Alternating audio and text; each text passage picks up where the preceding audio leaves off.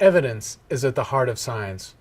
When we talk about what distinguishes science from other ways of knowing, we talk about evidence-based reasoning, which means that we draw inference and conclusion and make theories about the world based on evidence. So what do we mean by evidence? What is evidence to a scientist? Scientists use evidence based on data. That data could come from the lab or a telescope, but it's based on observations that can be framed quantitatively. They can be described numerically, and they can be shared. They also have to be reproducible. It's not evidence if you're the only one who can obtain it and no one can ever check or corroborate what you have. Equally, it's not subjective. Evidence is not open to the eye of the beholder or an interpretation that depends on one person and the next. Interpreting the meaning of patterns in data can indeed vary from one scientist to another, but the data themselves are not subjective. And finally, the evidence is of course never perfect, and that's because, as we've described, the observations themselves are limited in number or in quality, and we never have quite as much evidence as we want. That doesn't mean, however, that we cannot draw reliable conclusions in science based on the evidence we have. There is no science without evidence. It's not possible to make an assertion about the natural world without evidence to back it up. That's what we mean by evidence-based reasoning. Otherwise, it's just your opinion, and someone else could have a different opinion. Science is a communal activity, so scientists must be able to share data and make their data openly available.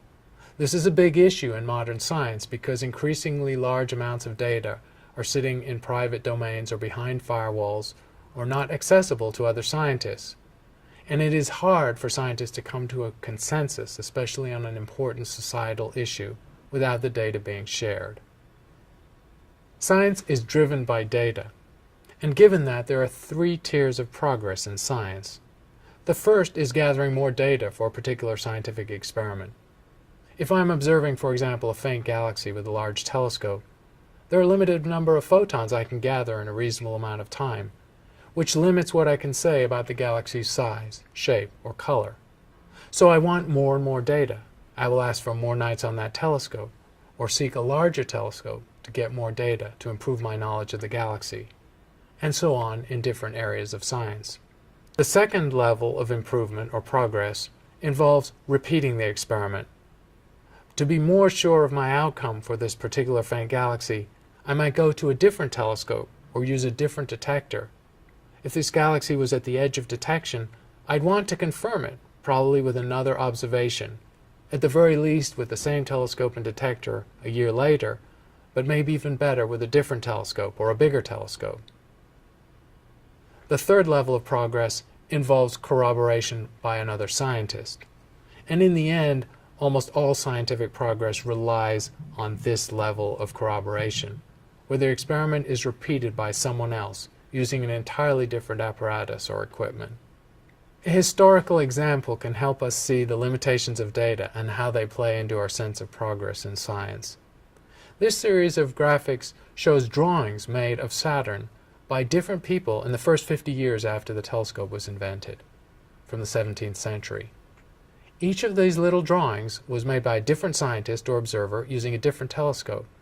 Telescopes were quite poor quality in these days, the time of Galileo. Optical quality was poor and the lenses were small and had imperfections.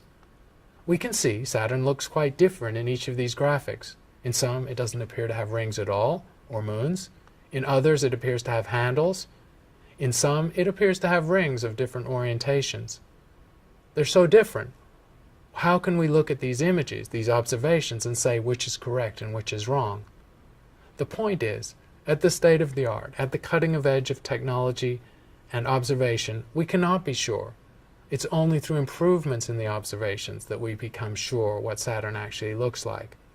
Of course, flash forward now to the early 21st century, we have spacecraft in orbit of Saturn, the Cassini. And Cassini takes exquisite pictures of Saturn and its rings down to the finest detail. But at the time, when the telescope had just been invented, we learned of Saturn rings for the first time, and we were unsure of their details. This is how science works, to improve knowledge. But in the early stages, the knowledge is contingent, and the inferences are unsure. Murray Gell-Mann, famous Nobel Prize-winning physicist, once said, "Research is what I do when I don't know what I'm doing."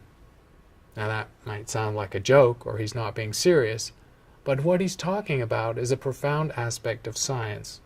That science exists at the boundary between what we know and what we don't know, where uncertainty is necessarily high. That's the excitement of science, too. You don't know what you're going to find. If you were spending all your time, or we as scientists spent all our time measuring things we already knew to better and better precision, we'd never learn anything new. We'd never make profound progress. So, scientists often operate at the limitations of their data and their observations, where uncertainty is particularly high. Here's another example from astronomy. In a sequence of pictures, we see a simple measurement of the two angles on the sky that define the position of any star, measured with a telescope. We can measure those two angles and put them on a graph or a piece of paper. It's the position of the star. But what happens if we measure the position of a star 3 times, or 10 times, or 100 times, going off to a different patch of sky each time before coming back to the star? We, of course, find out that the measurement's not exactly the same. The dots, or the measurements, don't perfectly overlie each other.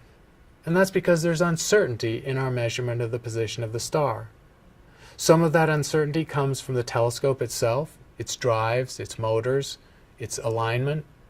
Some of it comes from the sky and the atmosphere, blurring the image of the light and refracting it as it passes through the Earth's atmosphere. So all of these uncertainties combine to produce what we see as a scatter plot when multiple observations are made. But if we look at any one observation, how do we know which is the right observation? Where is the star really? It seems like a simple question to ask.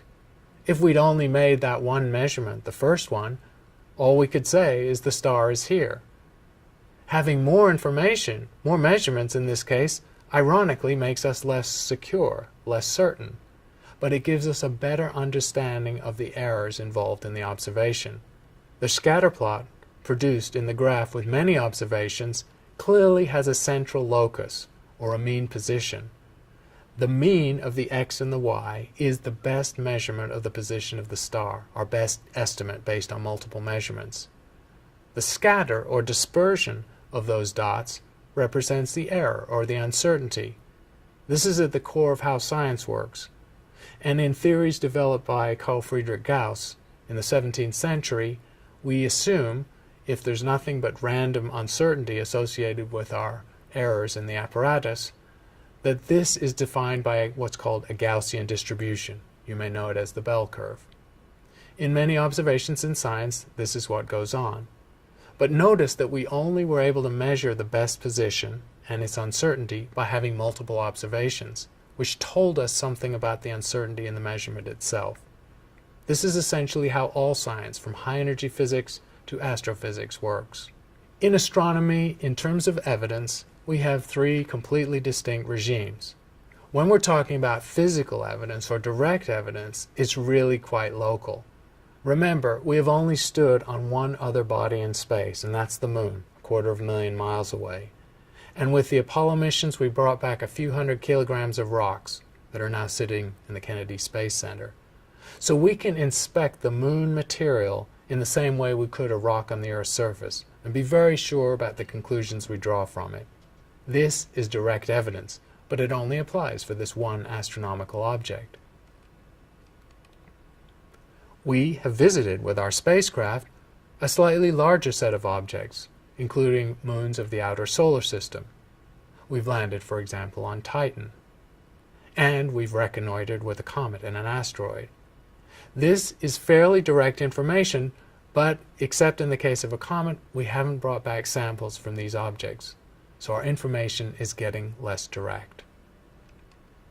Sometimes we get lucky and we get free samples from further out in the universe. Meteors represent pristine solar system material that falls to Earth, and so gives us information on situations that actually may be billions of miles away when the material formed. These are our free samples from the outer solar system. In all of these 3 levels of information or direct samples, we're talking about a maximum of about 1 billion miles. And what we need to remember is that in the universe, that's a tiny region.